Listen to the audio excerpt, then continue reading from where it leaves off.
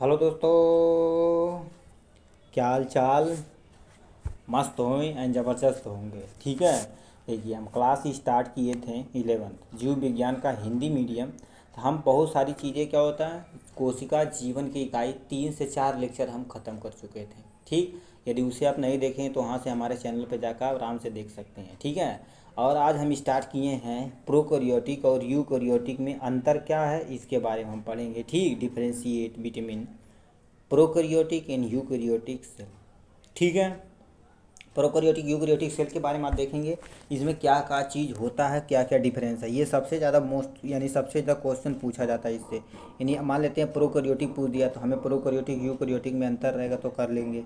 Eukaryotic यदि हमसे पूछ दिया तो इससे भी कर लेंगे। ठीक। तो इसी को हम आज देखेंगे। ठीक, चलिए देखिए कितना कितना पॉइंट दिया। पहला हमारा पॉइंट दे रखा है आपके सामने, कितने का, लगभग 1।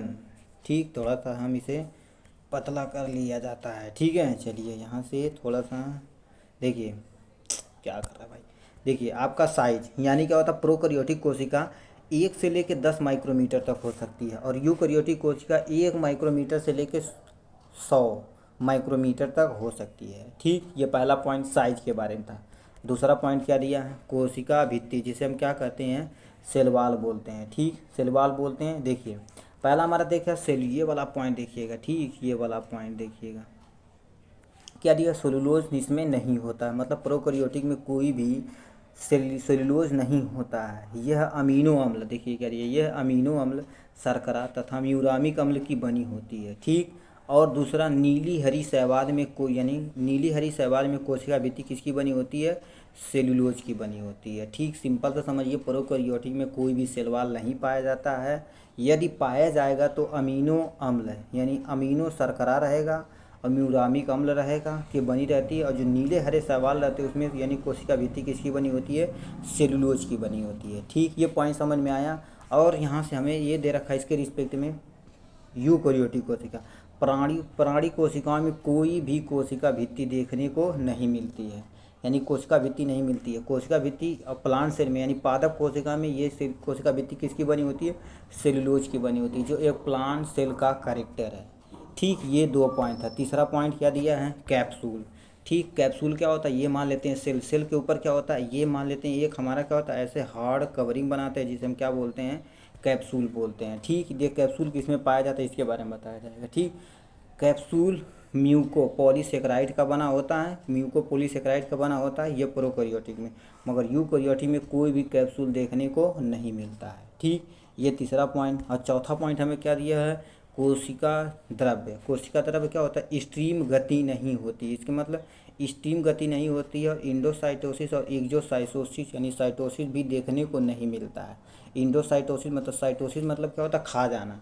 अब इंडो मतलब क्या होता है, ये सेल है, सेल के अंदर कोई भी चीज़ यदि इंटर कर रहा है तो उसे खा नहीं पाएगा। एक्जोसाइटोसिस मतलब क्या होता है, यहाँ पर है तो इसे क्या करेगा, धीरे धीरे ऐसे ये भी नहीं कर पाएगा। ठीक, ये सारी चीज़ें इसके अंतर्गत नहीं होती हैं। ठीक। और यदि देखता है हमें यूकैरियोटिक में तो इसमें साइटोप्लाज्म स्ट्रीम होता है, क्योंकि लिक्विड पदार्थ पाया जाता है जिसमें आराम से हम क्या कर सकते हैं, किसी भी चीज़ को आराम से हम क्या कर सकते हैं, मूव करा सकते हैं। इंडोसाइटोसिस और एक्जोसाइटोसिस दोनों देखने को मिलता है। ठीक, ये था यूकैरियोटिक कोशिका। ठीक, अब हम आते हैं किसमें, यहाँ से एंडोप्लाज्मिक पांचवा पॉइंट। ठीक है, पांचवा पॉइंट हमें क्या दे रखा, एंडोप्लाज्मिक रेटिकुलम किस में पाया जाता है, किस में पाया नहीं जाता। यदि हम, ये आपका प्रोकैरियोटिक है और ये हम यूकैरियोटिक है। ठीक, यहाँ से हम बना दिए। ठीक, प्रोकैरियोटिक में एंडोप्लाज्मिक रेटिकुलम नहीं होता है। ठीक, इसमें होता है, यह कोशिका के अंदर पदार्थों के परिवहन में संबंधित होता है। ठीक, एंडोप्लाज्मिक रेटिकुलम 2 तरह के होते हैं, एक स्मूथ एंडोप्लाज्मिक रेटिकुलम, एक rough endoplasmic reticulum. Smooth endoplasmic reticulum जो होता है वो लिपिड का संश्लेषण करता है। और रफ एंडोप्लाज्मिक रेटिकुलम होता है जिसमें राइबोसोम प्रेजेंट होता है, इसीलिए हम रफ एंडोप्लाज्मिक रेटिकुलम कहते हैं। ये आपका प्रोटीन सिंथेसिस में हेल्प करता है। ठीक, प्रोटीन संश्लेषण में प्रोटीन बनाने का काम करता है। ठीक, ये था एंडोप्लाज्मिक रेटिकुलम के बारे में। और यही हमारा क्या होता है, माइक्रोट्यूब्यूल जैसा माइक्रोफिब्रिल क्या होता है। ठीक, ये हमारा प्रोकैरियोटिक में अनुपस्थित होता है और यूकैरियोटिक में देखा जाए तो कोशिका द्रव के मैट्रिक्स में पाया जाता है। मैट्रिक्स क्या होता है, ये मान लेते हैं कोशिका होता है, कोशिका के अंदर जो लिक्विड वाला पदार्थ ऐसे होता है यानी एक यानी जेली लाइक सब्सटेंस होता है, उसे हम क्या होता है, मैट्रिक्स बोलते हैं। ठीक, मैट्रिक्स में पाया जाता है। ठीक, ये हो गया। अब हमारा यहाँ से 7वां पॉइंट, गोल्जी कॉम्प्लेक्स क्या होता है। गोल्जी कॉम्प्लेक्स इसमें नहीं होता है, मगर इसमें कोशिका स्राव में भाग लेता है। ये कोशिका स्राव में भाग लेता है, ये यूकेरियोटिक कोशिका में देखने को मिलता है। अब यहीं देखिए लाइसोसोम, लाइसोसोम क्या होता है, यानी प्रोकैरियोटिक कोशिका में नहीं होता, होता है मगर ले बहुत कम अमाउंट में होता है, इसलिए हम कंसीडर नहीं करते हैं, ठीक, नहीं होता। और इसमें क्या होता है, पाचन कोशिका में भाग लेता है। यदि नहीं रहेगा तो कोई सेल यदि यानी इंजर्ड हो रहा है तो उसे सफाई करने का काम लाइसोसोम का है, जिसे हम suicidal bag of the cell बोलते हैं, ठीक। तो ये हमारा यूकेरियोटिक कोशिका के अंतर्गत देखने के मिलता है। सबसे मोस्ट इंपॉर्टेंट पॉइंट राइबोसोम से है, ठीक। ये पूछता है आपको, प्रोकैरियोटिक में 70S राइबोसोम पाए जाते हैं, जबकि यूकेरियोटिक में 80S राइबोसोम पाए जाते हैं। यस का मतलब होता है सब वर्ग यूनिट होती है, ठीक है। अब यहीं दिया है माइटोकांड्रिया है, 10वां नंबर माइटोकांड्रिया दिया। माइटोकांड्रिया इसमें अनुपस्थित होता है, ठीक। अब यहाँ माइटोकांड्रिया का क्या होता है, ये powerhouse of the cell होता है, ठीक। माइटोकांड्रिया इसमें अनुपस्थित होता है, उसमें हमारा कोशिका श्वसन में संबंधित होता है। मतलब कहता है कोशिका को श्वसन यदि लेना है तो यानी माइटोकांड्रिया में जाके आराम से श्वसन ले सकते हैं, जिसे powerhouse of the cell कहते हैं, ठीक। अब इसी के नीचे हमारा माइक्रोट्यूब्यूल अभी देखें, ठीक। देखें माइक्रोट्यूब्यूल और माइक्रोफाइब्रिल, ये देखें तो हम आते हैं किस पे, वैक्यूल पे आते हैं। वैक्यूल क्या होता है, वैक्यूल जिस हमारा सेल है, सेल के अंदर जो वाटर कंटेन करता है, पानी में पानी भरा होता है, प्लांट सेल में देखने को ज़्यादा मिलता है और पादप कोशिका में ज़्यादा देखने को मिलता है, एनिमल कोशिका में कम देखने को मिलता है, ठीक। तो यही तुमसे हमारा कहा है, यानी वैक्यूल यानी धानी किसे बात है, इसमें अनुपस्थित होता है, इसमें केवल पादप कोशिका में पाई जाती है, एनिमल कोशिका में भी पाई जाती है, यानी जंतु कोशिका में पाई जाती है, मगर क्या होता है, छोटा होता है, ठीक। यहाँ लिख देना चाहिए था, जंतु कोशिका में पाई जाती है मगर छोटा होता है, ठीक। तो ये था 13वां पॉइंट। 14 हम आते हैं किस पे, यानी इस पे, ठीक है, इस पे आते हैं, ठीक। यहाँ से आ जा तू भाई, ठीक, तू कहाँ आ जा रहा है, ठीक। इस पे आ गए, ठीक। देखिए क्या दिया है हमारा, प्रकाश संश्लेषण उपकरण, यानी प्रकाश संश्लेषण उपकरण क्या होती है, देखिए ये झिल्ली के रूप में होता है नीले हरे शैवाल में। ये वाला पॉइंट हम पढ़ रहे हैं, नीले हरे शैवालों में इन पर क्लोरोफिल ए होता है तथा बैक्टीरिया में बैक्टीरियो क्लोरोफिल होता है।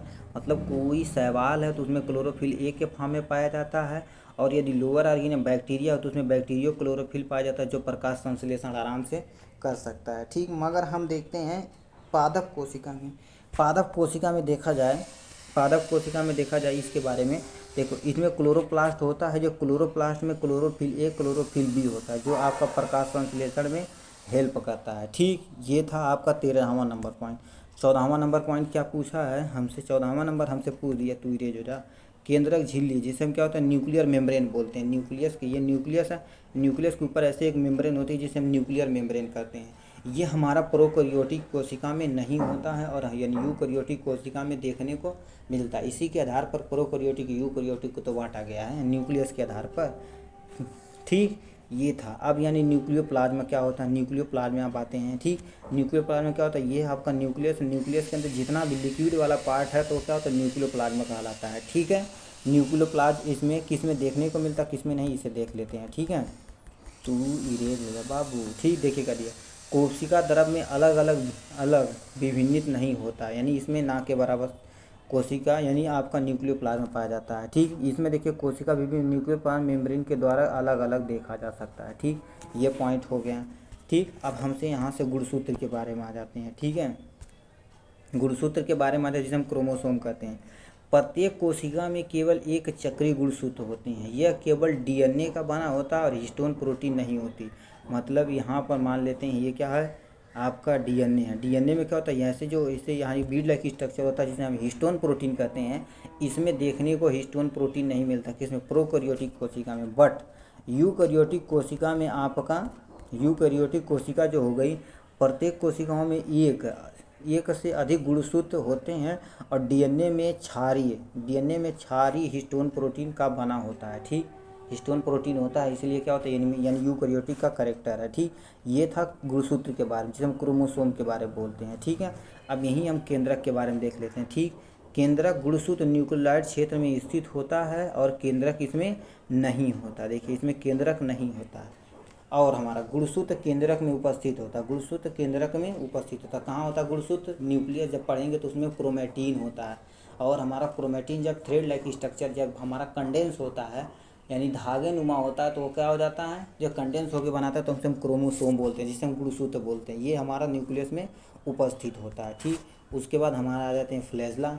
कुछ बैक्टीरिया के पास फ्लैजला यानी कसाब होते हैं, जिसमें कहता 9+2 अरेंजमेंट देखने को नहीं मिलता है। ठीक, ये एनसीईआरटी का पॉइंट है, एकदम एकदम याद रखिएगा। पूछ देगा फ्लैजला 9+2 अरेंजमेंट किस में देखने को मिलता, तो यूकैरियोटिक कोशिका में देखने को मिलता, ना कि प्रोकैरियोटिक। ठीक, कुछ जीवों तथा कुछ विशेष प्रकार के कोशिकाओं में कसाब होते हैं, जिसमें क्या होता है 9+2 अरेंजमेंट देखने को मिलता है। ठीक है, देखने को मिलता है। और यहाँ से हम आ जाते हैं श्वसन तो रिस्पायरेटरी एंजाइम के बारे में। ठीक, देखिए करिए, ये प्लाज्मा झिल्ली की भीतरी सतह पर बनी होती है। क्या होती है, भीतरी सतह पे बनी होती है, जिसे हम मीजोसोम बोलते हैं। ठीक, या आप प्रोकैरियोटिक पढ़ रहे होंगे तो प्लाज्मा मेम्ब्रेन ऐसे ऐसे क्या कर रहा था, फोल्डिंग हो रहा था। ठीक, जिसे हम क्या होता है मीजोसोम बोल रहे थे, जो आपके भीतरी सतह पर पाया जाता है, जो रिस्पायरेशन में हेल्प करता है। ठीक, बट आप कहाँ, यदि देखा जाए यूकैरियोटिक कोशिका के अंतर्गत, थोड़ा सा दूर है नहीं। ठीक, देखिए का दिया यहाँ से, आपका यहाँ से दिया है, देखो का दिया,